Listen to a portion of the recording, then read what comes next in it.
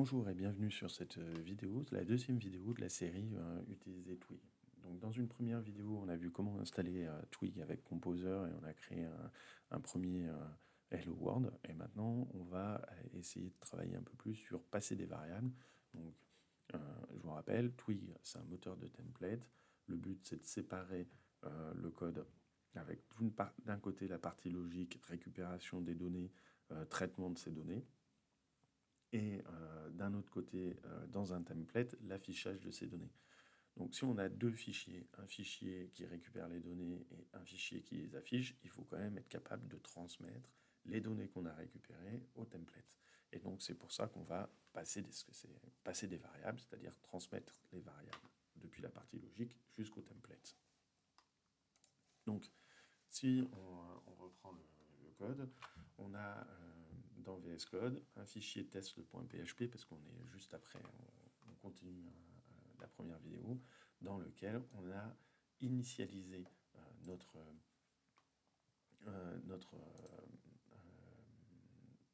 fichier, l'utilisation de Twig, notre Twig. Donc pour ça, on a pris le code qui est fourni dans le cours. Okay.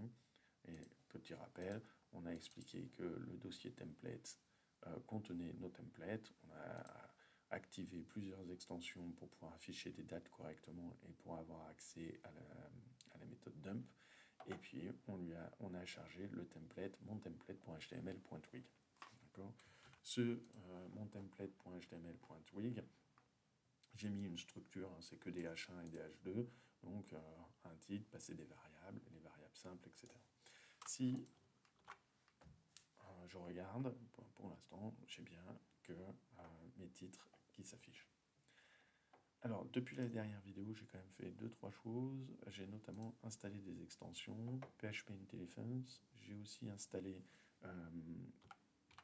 une extension qui aide sur Twig, Twig Langage 2. Et j'ai aussi installé Copilot, parce que, en fait, comme on a un compte, moi un compte enseignant et que vous avez des comptes étudiants, sur GitHub, vous pouvez avoir un compte pro et ce compte pro vous donne accès à Copilot. On va voir un petit peu si ça aide ou pas pour faire cette vidéo. Ok, donc le but, ça va être de vous montrer comment transmettre une variable simple. Ça, on l'a déjà vu, mais on va faire un petit rappel. Et puis ensuite, on verra pour un tableau associatif, un objet et des tableaux imbriqués. Alors, pour une variable simple, on va prendre une variable simple, c'est une chaîne de caractères.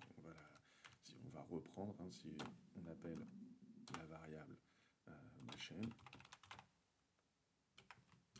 hello world. Donc si ici, je transmets au template un tableau associatif qui va avoir donc un ensemble de clés valeurs, et nous on utilisera dans le template la clé pour afficher la valeur. Donc, alors souvent dans tous les exemples, on voit que la clé porte le même nom que la variable. Moi je voudrais vous montrer que c'est pas forcément nécessaire.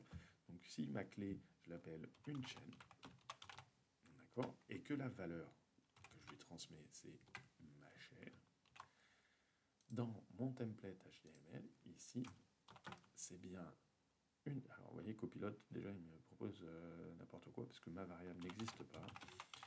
Donc moi je vais l'appeler une chaîne, ce qui correspond bien à la clé que j'ai ici. Et donc si je vais regarder le code, j'ai bien hello world qui s'affiche. Ce hello world correspond à la valeur de ma chaîne, de la variable ma chaîne, et la variable ma chaîne, je l'ai transmis à une chaîne. Et dans le template, la clé, je lui dis, affiche-moi la clé une chaîne, et il trouve bien la variable ma chaîne. Ok, donc ça marche. Maintenant, sur les tableaux. Si je crée un tableau, on va l'appeler $table. D'accord ? Et moi, je veux un tableau qui n'est pas un tableau associatif, et on va lui mettre des noms. Par exemple, je ne sais pas, on pourrait mettre Luffy. Tiens, c'est marrant ça. Luffy. Ok, il connaît One Piece. Donc, et que maintenant, ici, je lui dis perso One Piece contiennent $table. Donc, si ici, propose un tableau, mais moi c'est pas un tableau, c'est les perso one piece. Je le mets là, là je vais avoir droit à une erreur. Pourquoi? Eh bien tout simplement parce que Twig ne sait pas convertir un tableau en chaîne de caractères. En fait, il faut que je lui dise quelle clé je veux afficher. Alors, la fonction dump peut être intéressante, parce que la fonction dump, ça correspond au var dump de PHP, va nous détailler un petit peu. Voilà. Donc, va nous détailler ce que contient le tableau. Et donc, par exemple, bah, moi, je veux afficher le deuxième. Donc, le deuxième, attention, hein, les tableaux commencent à partir de 0. Donc, je mets double accolade, perso.0. La deuxième, donc c'est 1, perso.1. Il faut. C'est perso.piece, perso.1. Vous voyez, alors quand on lui demande d'afficher quelque chose qui n'existe pas, il n'affiche rien, il ne met pas d'erreur. Et donc là, j'affiche 0 parce que c'est bien le perso 1. D'accord? Alors, Twig accepte une autre notation. C'est une notation qui ressemble à celle de PHP, avec des crochets où on va mettre la clé. Alors,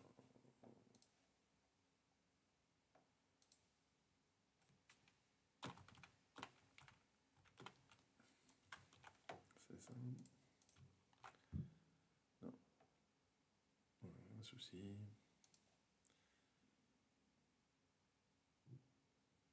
Ah oui, c'est pas point. Pardon, c'est juste crochet. Voilà. Et donc, on peut les afficher. Vous remarquerez que même si j'ai sauté des lignes ici, on est dans du HTML. Et donc, ils sont l'un à côté de l'autre. Donc, si je voulais les afficher l'un en dessous de l'autre, il faudrait que je mette une balise de type bloc. Mais pas inline, donc des paragraphes, par exemple, c'est la balise bloc par défaut. Ok, et là, ils vont se retrouver l'un en dessous de l'autre. Ok. Moi, je préfère la syntaxe point, parce qu'on va voir pour les tableaux associatifs, elle fonctionne aussi. Alors maintenant, donc on va faire un tableau associatif. Tabasso. D'accord. Et donc, on va lui dire, c'est égal à... Bon, j'aime pas trop la proposition qui est faite, donc nous, on va mettre un truc un peu plus basique. On va mettre prénom.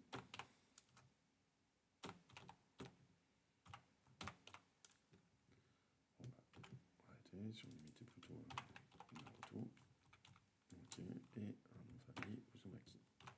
Ok. On va pas oublier de lui mettre un point virgule, sinon il n'aime pas. Et puis on va lui faire passer notre tableau associatif. Tabasso, qui contient notre tablasso. Ok. Avec un dollar, c'est mieux. Donc, j'enlève le dump. En fait, on va voir que pour les tableaux associatifs, on peut utiliser la notation point. Donc, si je mets tabasso point nom, évidemment, je mets entre accolade. J'ai bien le nom de famille qui est ici, qui apparaît. Et donc, je peux créer un truc du style, tiens, je voudrais un paragraphe avec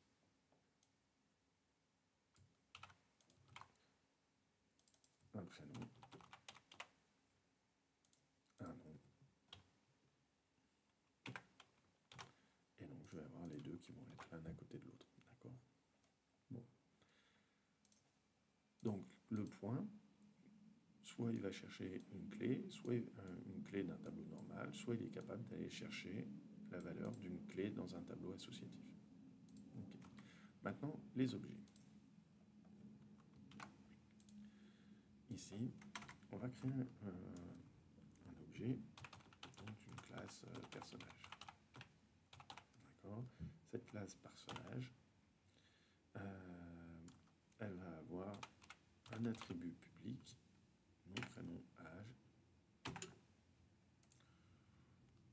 et un constructeur, d'accord? Donc là, on est vraiment sur une classe basique en PHP, pas super, parce que les attributs sont publics, d'accord? Et donc, si je mets que mon personnage, c'est Naratu Uzumaki, qu'il a 17 ans, okay, que je lui fais passer la clé perso Naruto qui contient le perso 1, et que je vais dans les objets,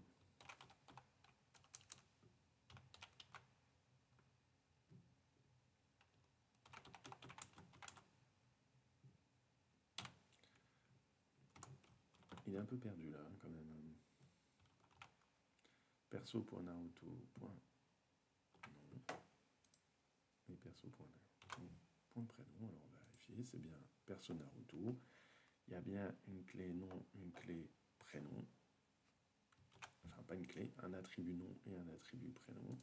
Et donc là, si je les affiche, il veut bien.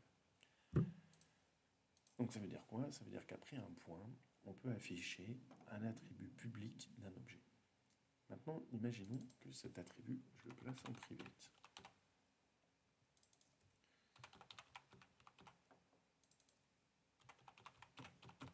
Et que j'enlève le constructeur. Et que plutôt que d'utiliser, je vais faire un new personnage. Ok, si je fais de la...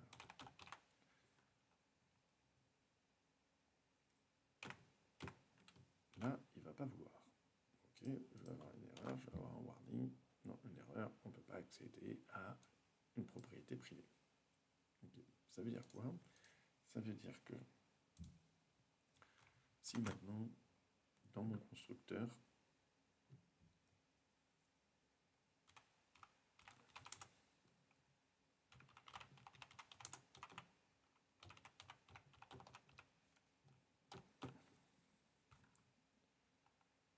je lui mets... On est d'accord que là, ici, il va bien vouloir. Donc là, je mets Uzumaki.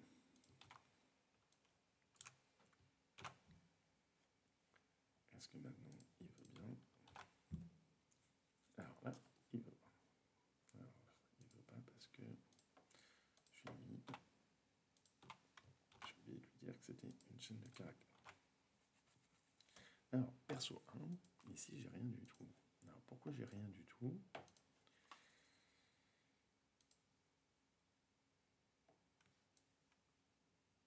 Normalement, je devrais avoir son nom. D'accord? Parce que si ici, je fais un $perso 1,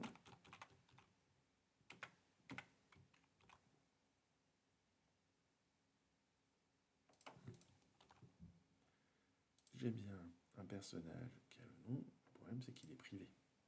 Okay, cet attribut est privé. Comme cet attribut est privé, mon template ne peut pas y accéder. Perso.naruto, d'accord, ici, a bien un attribut nom, mais cet attribut étant privé, Twig ne peut pas y accéder puisque Twig est en dehors de la classe. Alors comment on fait? Normalement, on ne fonctionne pas comme ça. Hein. Ici, on va mettre un getter et un setter. Donc, si j'utilise PHP getter and setter, donc là c'est bien, j'ai créé un getter et un setter, d'accord. Et à partir du moment où j'ai un getter et un setter qui sont bien construits sur la fonction get nom et get et set nom, on va voir que ici, le fait que j'essaye d'afficher le point nom, Twig va bien vouloir. Normalement, j'espère. Oui, le nom apparaît. Je ne sais pas si vous avez vu, le nom est apparu. Pourquoi le nom est apparu? Il faut regarder la doc de Twig pour comprendre. Donc la doc de Twig, la partie qui nous intéresse, nous, c'est dans... Donc on va sur twig.symfony.com, on va dans Twig for Template Designer, et on cherche la partie variable. Et en fait, il y a cet encadré-là. Il est hyper important. Il nous montre comment fonctionne la notation par point. La notation par point, elle va chercher déjà... Donc si on affiche foobar, nous ici, c'est perso.nom, hein, par exemple. Donc, va chercher si perso, ou ici foo est un tableau ou un tableau associatif, va chercher un de ces éléments. Si on travaille sur un objet, et que moi par exemple c'est perso.nom, il a déjà vérifié si c'était une propriété, d'accord, un attribut. Mais il faut que cet attribut soit public pour qu'il s'affiche. Sinon, il va vérifier si c'est une méthode, si la méthode ici bar existe ou getBar existe. Donc si on remplace par nom, il cherche s'il y a une méthode nom ou une méthode getNom. Et regardez, nous ici, qu'est-ce que j'ai fait? J'ai créé un getter et un setter. Ce getter s'appelle getNom. Comme je lui demande d'afficher .nom et que personne Naruto est un objet, Twig va aller vérifier s'il y a un attribut nom public, il n'y en a pas. Est-ce qu'il y a une méthode nom qui existe? Non, il n'y en a pas. Du coup, il va vérifier s'il y a une méthode getNom qui existe. La méthode getNom existe, donc il l'exécute. Cette fonction renvoie le nom, et donc c'est pour ça que ici, j'ai bien perso1 et deux points, le nom qui apparaît, Uzumaki qui apparaît. Okay. Alors, si on regarde la doc, ça fonctionne aussi si on avait une méthode isBar, asBar. Okay, donc c'est assez intéressant, on verra que cette solution nous fait gagner du temps. Allez, j'essaye d'aller un peu vite, on va voir maintenant les tableaux imbriqués. Alors ça c'est une problématique qui va nous arriver souvent. En fait, qu'est-ce qui va se passer? On va aller récupérer des données dans une base de données. D'accord? Donc si j'affiche, par exemple, si je vais récupérer ça, je vois que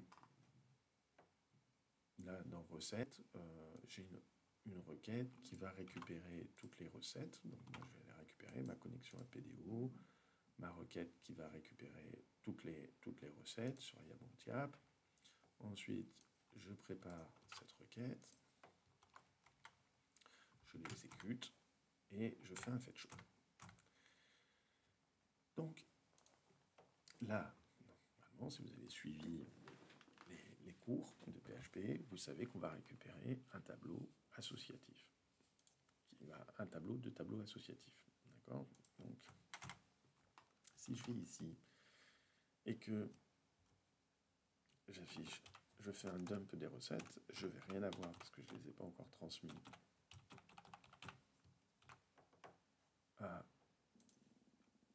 au template.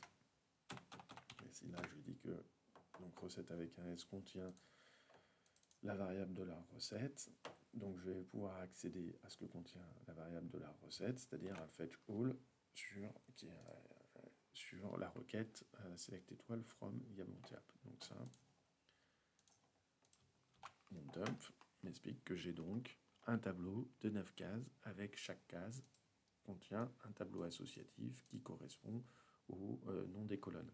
Parce que j'ai fait fetch all et que je lui ai fait passer l'attribut fetch assoc. Ok. Comment moi je vais pouvoir afficher le contenu? Eh ben, je vais enlever mon dump recette. Mais d'abord, je vais garder le temps affiché. Mais si je fais un recette.0.nom, d'accord, je chaîne les points. Et ben en fait, si je vais tout en bas, vous voyez, j'arrive à afficher le nom. Donc ça, c'est la dernière chose. Il faut comprendre que la notation avec les points, on peut la chaîner. D'accord? Et donc ça va être très intéressant, puisqu'en fait, on va aller récupérer des informations complexes dans la base de données. On va récupérer des tableaux associatifs. Et donc, on va utiliser la notation avec les points pour afficher le contenu de notre base de données. Voilà. Il faut imaginer que les tableaux imbriqués, on pourrait récupérer un tableau d'objets et donc utiliser ce système-là aussi. Ok, bon bah cette vidéo arrive à sa fin, c'est une longue vidéo, on est pratiquement à 20 minutes. Et je pense que ça c'est vraiment important de maîtriser ce qu'on a vu, la notation pointée. Et donc on va pouvoir, dans une vidéo suivante, on va pouvoir ensuite travailler sur les structures de contrôle, c'est-à-dire en fait les boucles et les conditions. Oui. Bonne journée à vous.